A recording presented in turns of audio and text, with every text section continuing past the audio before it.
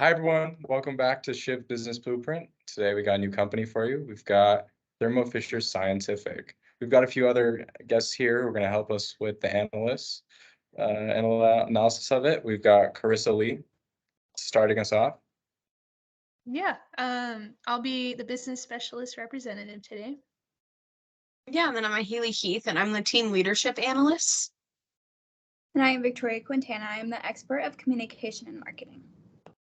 Thank you guys for joining me. Yeah, so we're going to get right into it. Here's the big points we're going to be hitting today in our talk, and I'll start us off with some competitive strategies.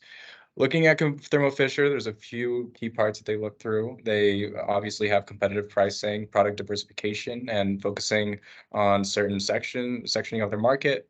In the right-hand corner, you can see they have a discount given for one of their products, and this helps bring that competitive pricing and also allows people within their section that they're trying to focus on get the products that they are really wanting at the discounted price.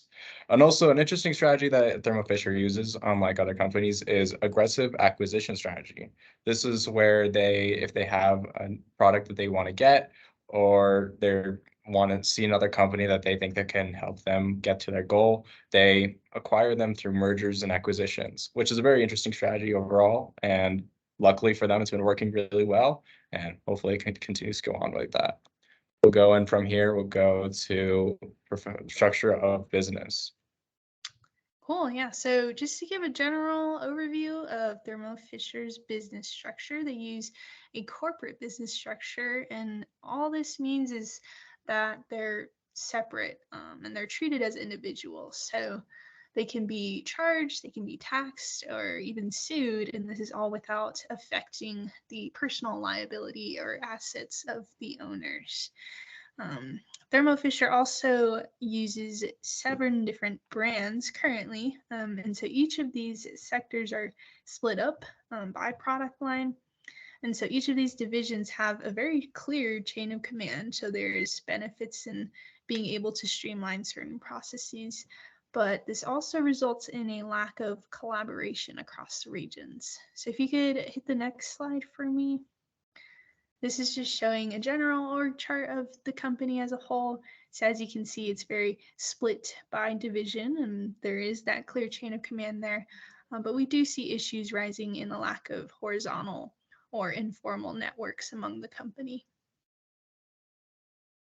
Sweet. And there's a little bit more about professional communication from Victoria.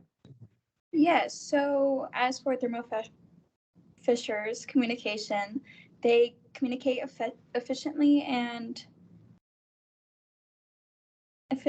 with their employees, customers, and stakeholders for the ongoing developments within the company.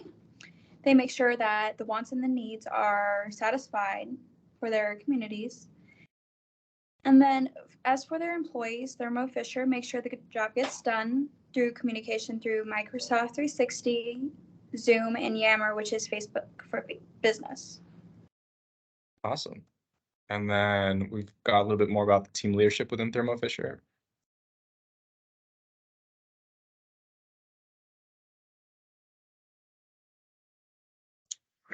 Yeah, so Thermo Fisher Scientific places a strong emphasis on leadership development and employee engagement. They offer a range of programs, initiatives, and resources in order to help the employees develop these skills, understand their strengths, and the areas of development that they could use. This chart here just shows a spreadsheet basically of all of the leaders of each section and how they kind of cross over with different statistics from other ones. So although one section has one leader, they also specialize in things that other sections need as well. And then if you go on to the next slide, this just shows the results of a leadership training that was completed in 2019.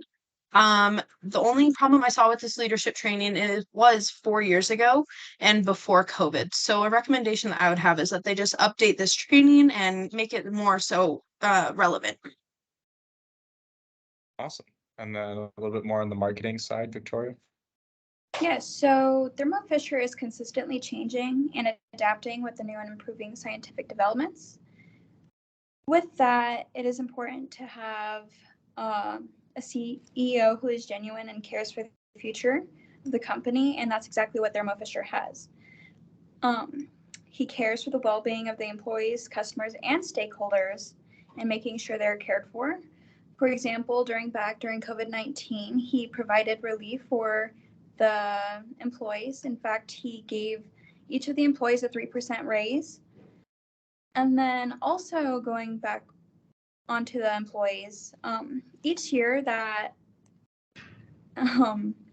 they work with the company, Thermo Fisher offers an extra payday of paid time off the following year. So that makes them stand out from others. Awesome. And then a little bit more on the operations and supply chain management. Yeah, so just to quickly go through a couple definitions of these things, a supply chain is all of the inputs that go into the output of delivering a product to the customer. And operations management just deals with planning, executing, and overseeing all of these activities within the supply chain. So we really quickly wanted to touch on this because Thermo Fisher has invested a lot in optimizing their supply chain in order to deliver these products, and it has been very successful for them. So we wanted to quickly touch on that before talking about the next slide, which I believe, yes.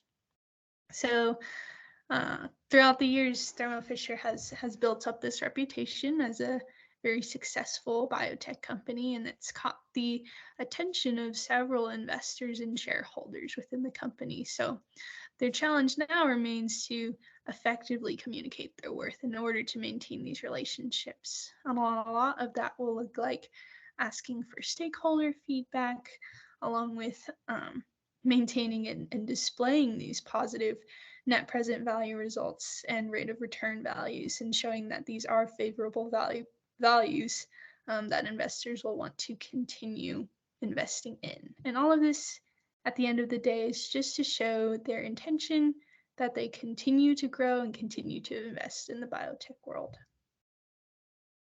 Awesome. And then Keely's going to talk a little bit more about our accounting and financial statements for Thermo Fisher. Yeah, so Thermo Fisher Scientific is a leading global provider of analytical technologies, life science solutions, and laboratory products. They're also a publicly traded company, which means they're required to file periodic financial statements with the U.S. Securities and Exchange Commission. Shown on the slide is just a brief picture of their balance sheet. It's a lot of words, but the main points are that in December of 2021, Thermo Fisher had total assets of $93.1 billion, total liabilities of $35.6 billion, and total equity of $57.5 billion. So it's a lot of words on here, but we just wanted to give the brief overview of what their financial statements look like. Awesome.